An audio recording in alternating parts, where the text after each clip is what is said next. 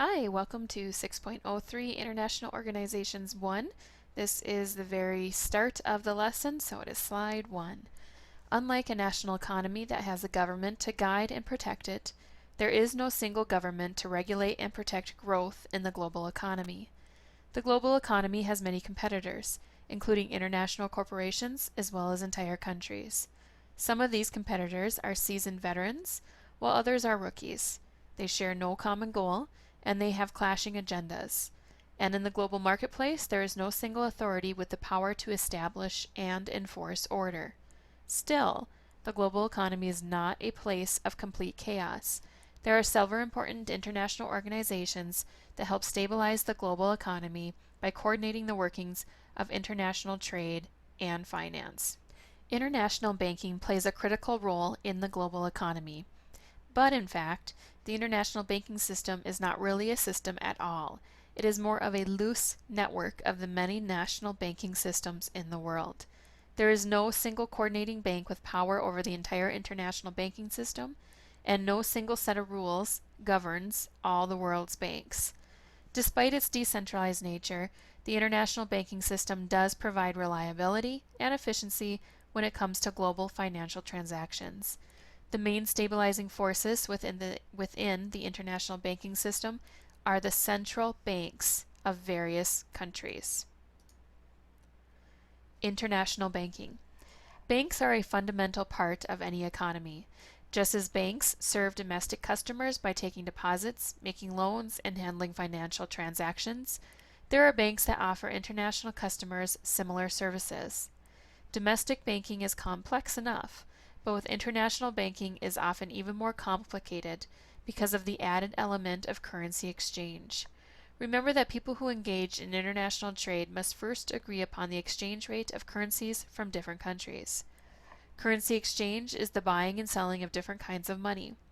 International banking is the main method by which currency exchange takes place. International banks hold various kinds of foreign currencies in reserve in order to facilitate these transactions.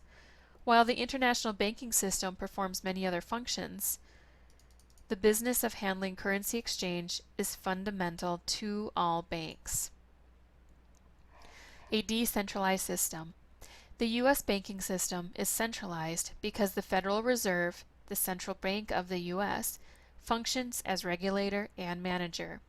Most countries use some form of a central bank, like the Fed, to regulate banks and manage the national economy. In contrast with national banking systems, the international banking system is less supervised and less regulated. There are plenty of rules imposed by various governments and alliances, but there is no international central bank like the Fed. This creates problems with the global economy. Investors cannot be certain of the stability and predictability of the banking system in certain countries, and differences in national rules and regulations can make global transaction more difficult. The role of central banks.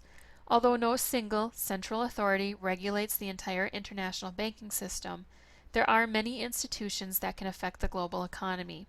The central bank of each nation can influence the financial conditions of the global market as a whole. This is especially true for the national banks of large economies such as the US, China, Germany, and Brazil. When central banks adjust monetary policy, they do so with domestic economic aims in mind. But planners must also consider the global economy. This is especially true of the policies of the U.S. Federal Reserve because the U.S. economy is the largest in the world and the U.S. dollar is the currency most used in international transactions. Any policy that affects the U.S. dollar influences the global economy.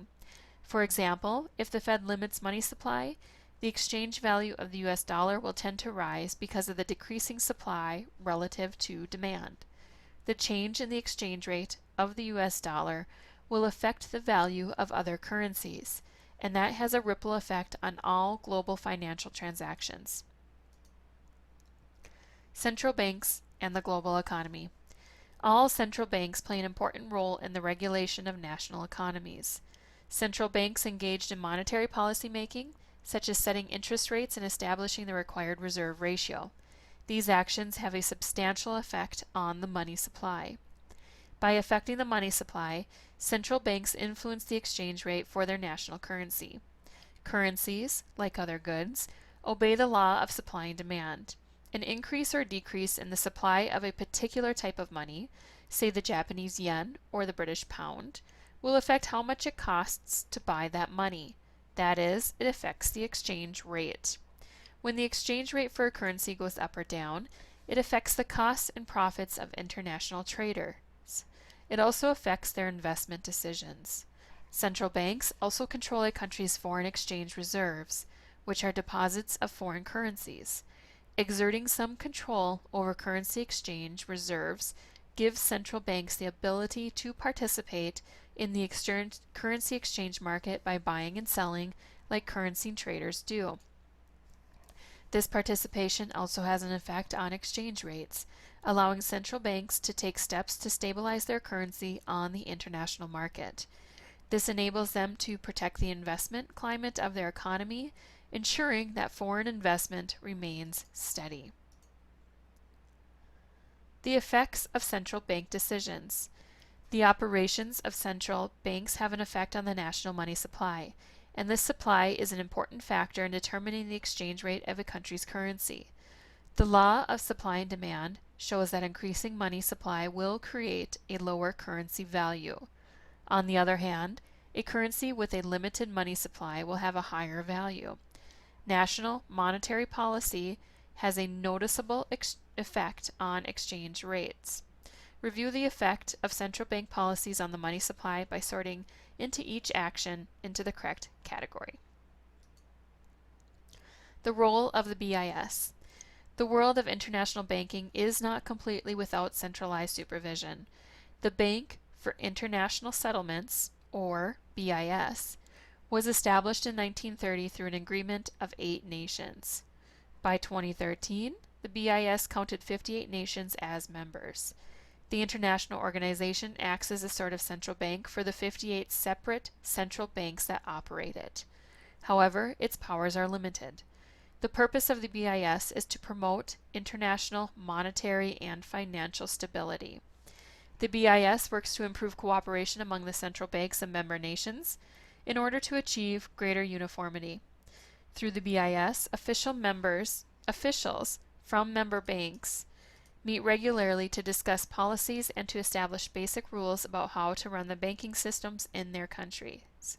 This creates more consistency between the regulations and practices within various national economies. The BIS also serves as a banker to its member banks, providing and organizing short-term emergency financial aid. This helps stabilize the international monetary system. Limitations of the BIS. The BIS has helped improve the international banking environment with supervision, regulations, and uniformity among the banking systems most heavily involved in international trade. These steps have greatly contributed to making international banking more stable and secure, regionally as well as globally. But the BIS does not affect many central banks in the world, because many nations in Asia, Africa, and South America do not belong to the agreement establishing it. The BIS also lacks the power to create or enforce any rules. It can only hope to foster cooperation among the central banks within those countries that have agreed to be a part of it. Capital mobility. Cooperation in international banking has facilitated international transactions and created greater capital mobility. Capital mobility is vital to promoting economic growth and development worldwide because it promotes investment and infrastructure development. Capital mobility has the ability to help developing countries strengthen their economies, which make them more attractive partners for international trade and investment. Greater capital mobility also helps the global economy because increased trade and investment creates economic growth. Optimal conditions for capital mobility include stable banks, well-developed foreign exchange markets, few restrictions on foreign investment, and reasonable assurance that future policies will not endanger investments. When these conditions exist, capital is mobile. It can flow freely around the world, enabling and fostering economic growth. Foreign aid. One way in which capital flows from developed countries to developing countries is through foreign aid. Foreign aid is money given by governments to support economic, social, political, and humanitarian projects. Foreign aid is intended to promote development and stability in poorer countries, though there are also indirect benefits for developed countries, including expanded markets for trade, more resources for production, and reduced threats to global economic stability and international security. Most of the foreign aid given to developing countries, over 90%, takes the form of grants that don't have to be repaid. Other forms of assistance include loans with reduced interest rates and long repayment periods. From the end of World War II through the early 1990s, foreign aid was the main source of external financing for some developing countries, though the amount of foreign aid has been limited. Most donor countries spend less than 1% of their GDP on foreign aid. In 2010, the U.S. government was the largest single contributor of foreign aid, donating $31 billion around the world. Private U.S. individuals and corporations donated another $70 billion. Total U.S. foreign aid of $101 billion represents about 0.7% of the country's annual GDP. Private investment. In addition to foreign aid, capital mobility also results from foreign investment. Today, the overwhelming portion of international financing comes from private investors.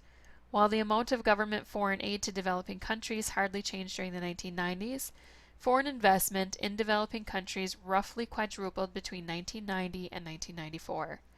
Some foreign investment is simply portfolio investment. Portfolio investors buy stocks or bonds in foreign countries. These overseas purchases tend to be short-term investment made for a profit, not to develop the country's infrastructure or economy. For example, a stock analyst might take a look at a coffee-producing company in Brazil and see the potential for growth because of rising demand for coffee in Asia. Foreign direct investment. More useful to developing countries is foreign direct investment, which creates a lasting effect in the country by providing capital for the development of industry or infrastructure. Foreign direct investment brings large amounts of private funds from a developed country into a developing country, which can result in impressive growth. Countries that are most successful at attracting private capital have favorable investment climates and business environments. This includes stable governments, good economic growth prospects, easy currency convertibility, and loose government regulations on businesses.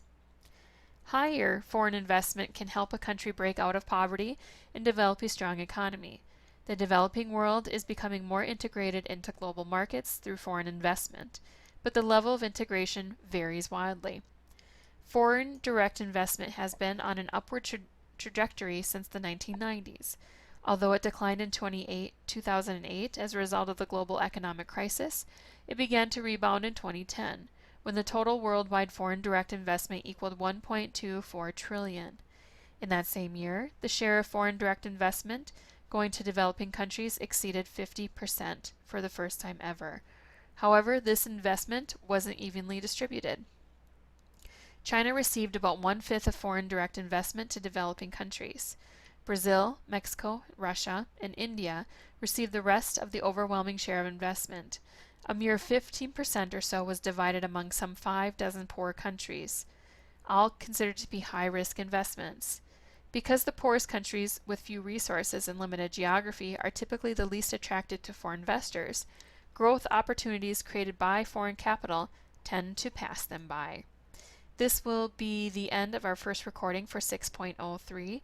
Our next recording will pick up on slide 16. Let me know if you have any questions about this information. Have a great day.